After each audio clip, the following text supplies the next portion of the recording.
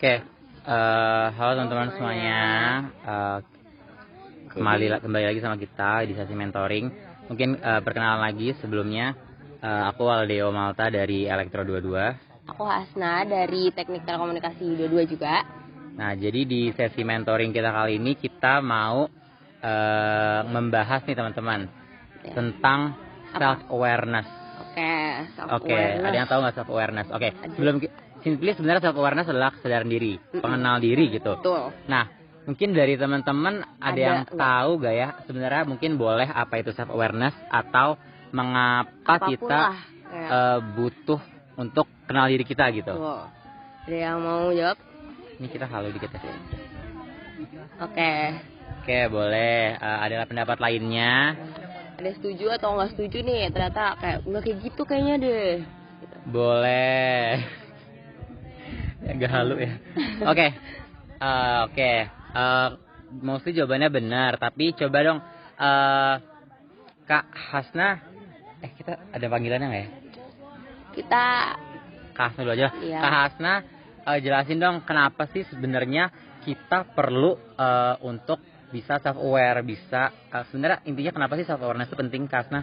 Jadi tuh ya, self awareness itu kan sebenarnya tujuannya juga buat kita ya. Jadi kayak self awareness ini kenapa penting, karena sebenarnya itu juga ujung-ujungnya tuh pentingnya buat kita sendiri juga. Jadi kayak walaupun dia bakal berdampak ke sekitar kita, tapi kayak kita tuh butuh buat diri kita sendiri juga. Yang pertama tuh kita lebih tahu tujuan kita tuh mau kemana. Apakah kayak dengan self awareness itu kita mau mencapai ini atau mencapai itu. Jadi kita tahu gitu, kita jelas tujuan kita tuh mau kemana. Terus yang kedua, kita bisa lebih mengimprovisasi diri. Jadi kayak kita tuh bisa tahu apa yang harus dikembangkan dari diri kita. Kayak kita perlu ngembangin dari sisi ininya atau sisi itunya. Kita tahu kekurangan kita apa, kelebihan kita apa, dan kita bisa ngimprove dari situ. Terus yang ketiga, apa tuh yang ketiga? Yang ketiga itu self awareness itu tadi tujuan udah ya? Ya.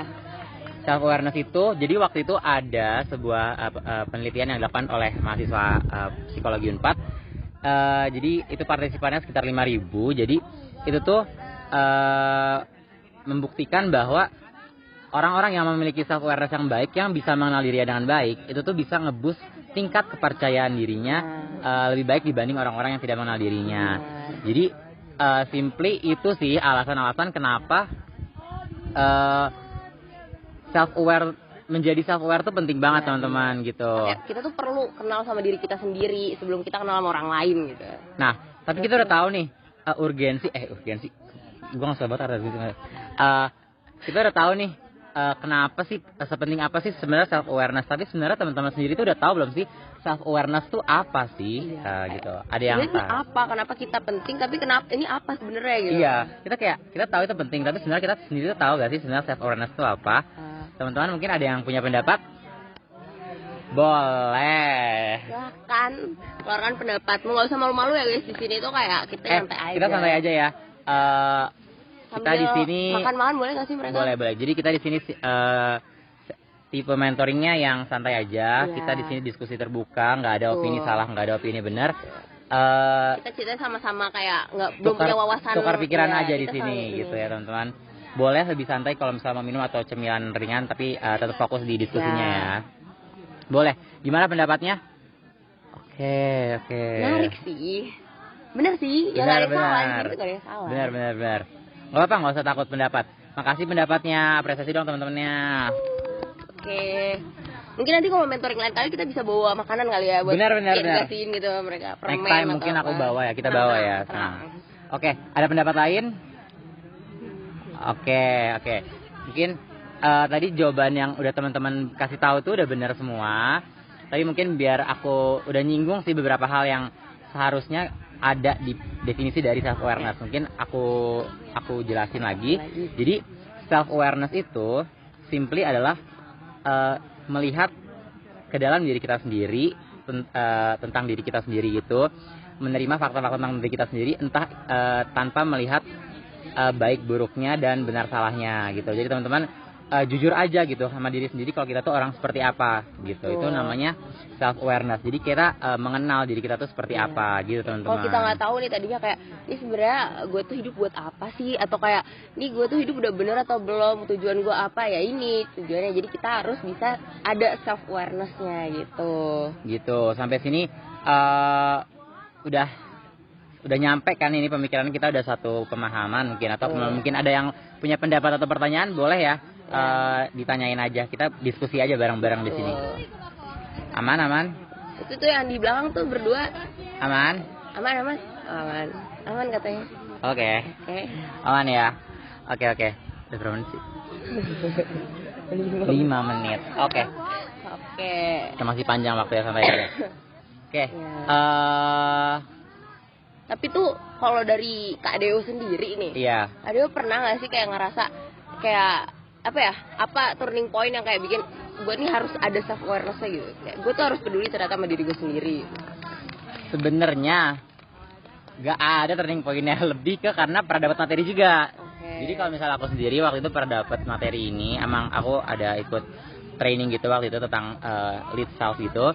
Jadi aku dapat materi dan aku ngerasa emang self awareness tuh perlu banget. Aku dikasih tahu sama kayak kalian, aku pernah di posisi kalian, dijelasin kenapa dan apa dan bagaimana cara untuk self aware. Nah, kalau misalnya tadi kita udah bahas akan apa, lanjut ke gimana sih sebenarnya cara buat self aware. Kita udah tahu nih ini penting, kita udah tahu ini apa gitu self awareness, tapi gimana cara kita biar bisa ningkatin self awareness itu gitu. Oke. Seperti biasa aku akan minta pendapat teman-teman terlebih dahulu. Kalian ada punya nggak, atau misal apa gitu, kalian pernah melakukan apa untuk meningkatkan self awareness itu? Jadi mungkin kalian pernah ngelakuin hal sesuatu, terus setelah kalian ngelakuin itu kalian jadi tahu satu fakta tentang diri kalian. Ternyata aku tuh begini gitu. Sebenarnya self awareness, mencari jati diri gitu. Sebenarnya self awareness sendiri itu sebenarnya di poin sampai kalian ngerasa ternyata aku tuh begini, aku tuh ini, aku sukanya ini, aku maunya ini. Nah, itu namanya self awareness teman-teman. Kira-kira ada yang tahu gak gimana cara untuk jadi self aware? Itu tuh ada yang angkat tangan tuh. Boleh. Gimana pendapatnya? How to be self aware? Oke. Jadi waktu itu dia jadi ketua kelas waktu itu. Waktu itu jadi ketua kelas, terus dibilang sama teman-temannya kalau misalnya kamu punya sifat pemikiran yang bagus gitu ya. Itu salah satu cara untuk mendapatkan self awareness. Bener. Itu namanya adalah feedback atau pendapat dari orang lain. Itu bisa tuh, benar. Ada lagi yang punya cerita atau mungkin tahu gimana cara menjadi self aware? Kalau kamu gimana?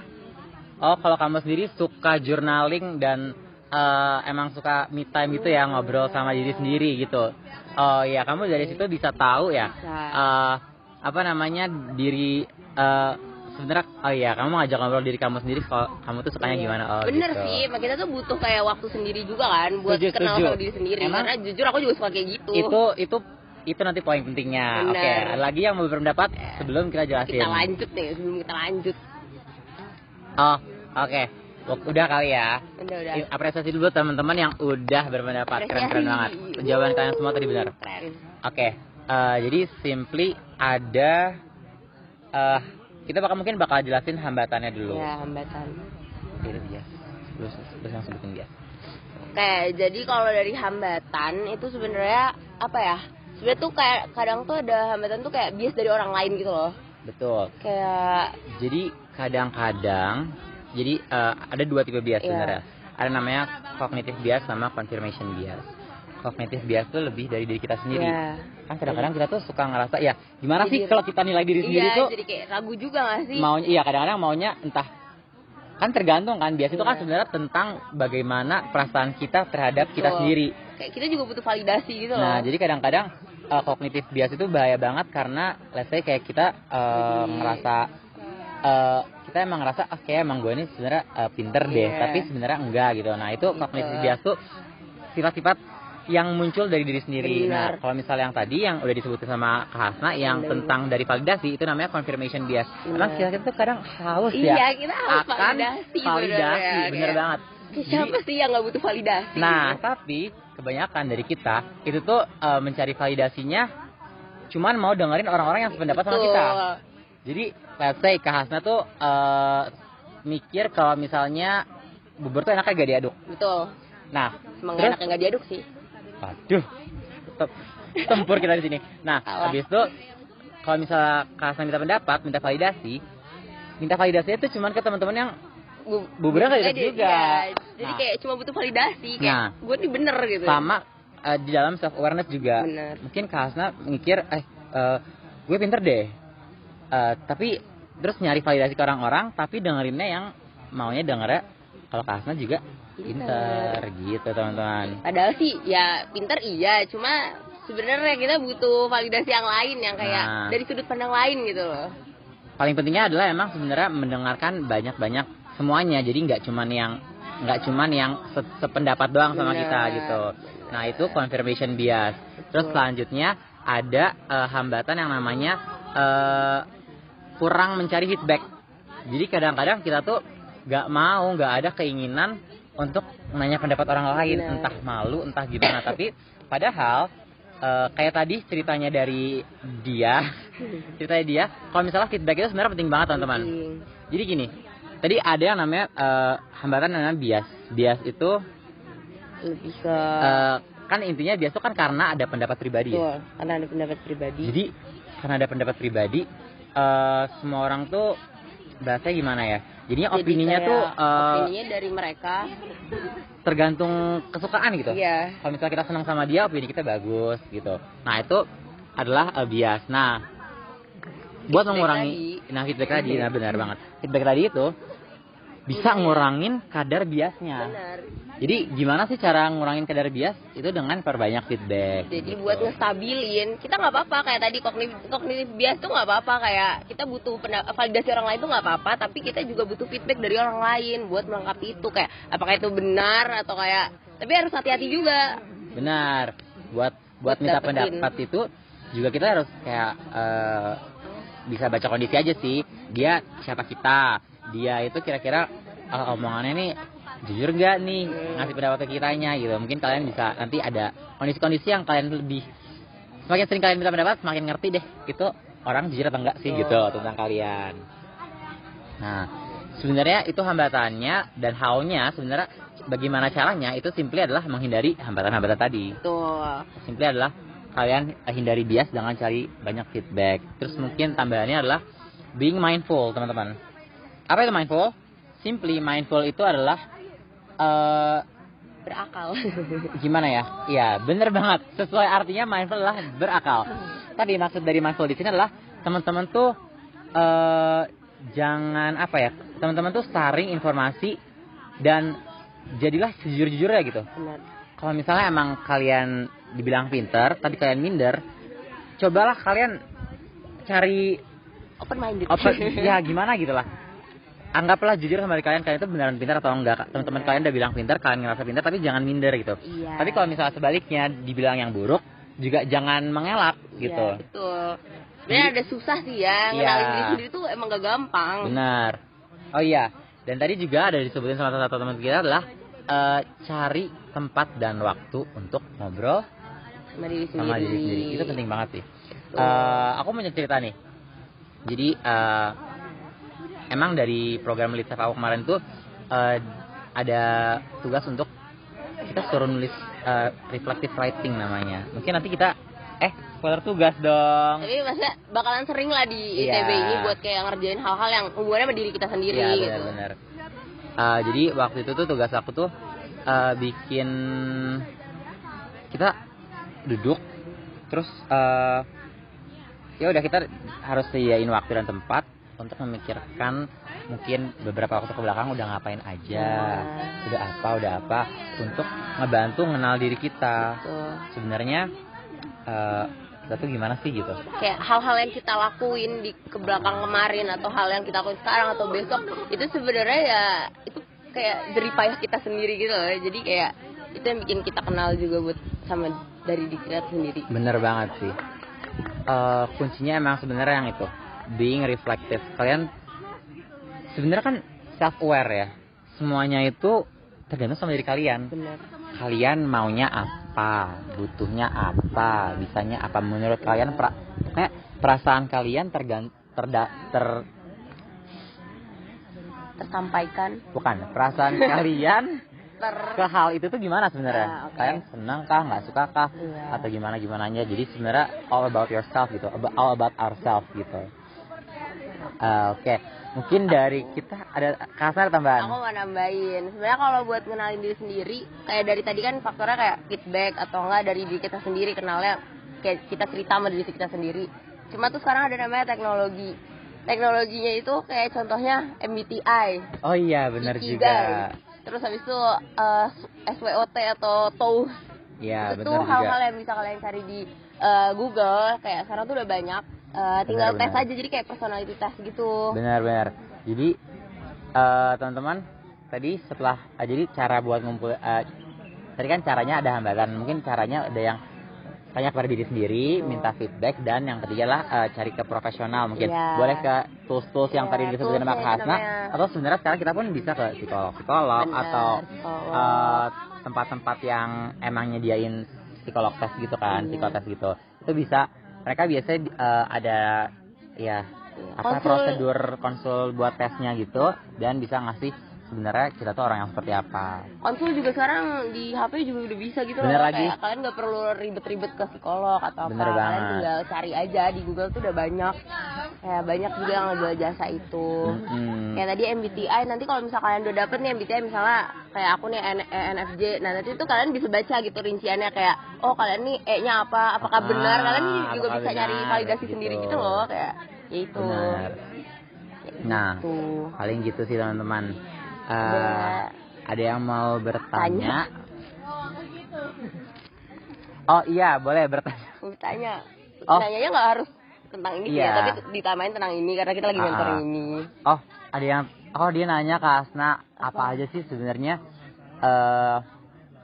yang apa ya? Oh, dia nanya lebih ke pengotak-ngotakan sih sebenarnya. Yang perlu kita tahu itu tentang diri kita sendiri itu ada apa aja. Sebut kekurangan, kelebihan, minat dan kebiasaannya gitu. Oke, apa aja tuh Hasna? Jadi kalau itu ya, misalnya kayak pengotak-ngotakannya itu ada kekurangan, kelebihan, minat, sama kebiasaan. Oh, mungkin dari aku ada tambahan lagi teman-teman. Apa tuh? Waktu itu aku juga pernah dimintain kayak gini.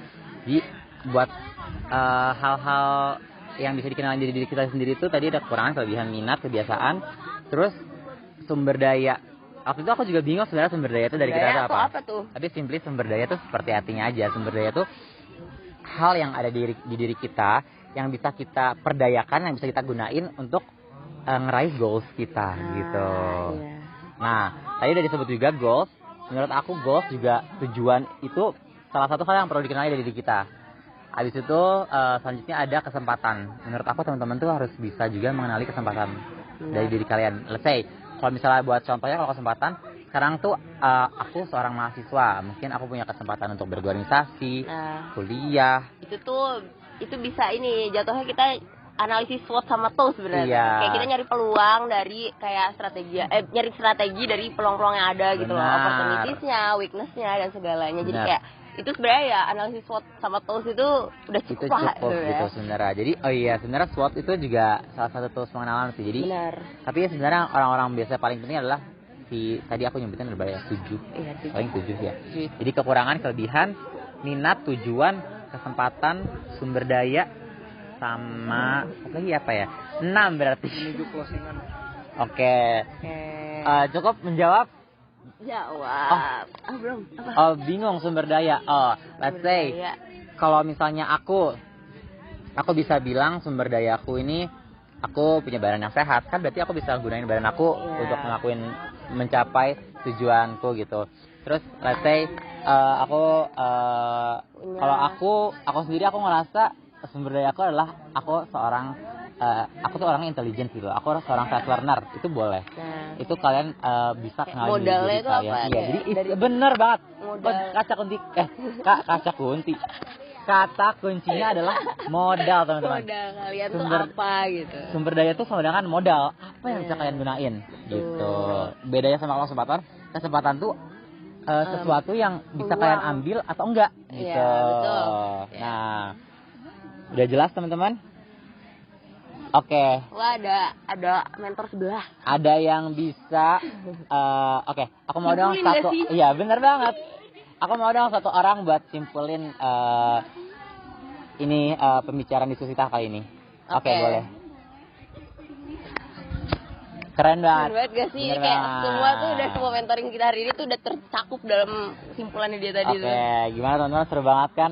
Aku suka banget teman-teman yang kayak gini, mungkin kedepannya Iya. bisa lebih, biar gak dia lagi aja yang ngomong ya. Aktif lah ya. Santai aja Kita teman-teman, di nyantai sini aja. pendapatnya semua diterima dan gak ada pressure untuk gimana. Oh, makasih guys. Oke, setelah ini kita ada istirahat Iya. dan setelah istirahat Lanjut mungkin lagi. sih ada Ada acara acara. lanjutannya. Makasih Oke. banyak teman-teman. Makasih teman-teman. Dadah.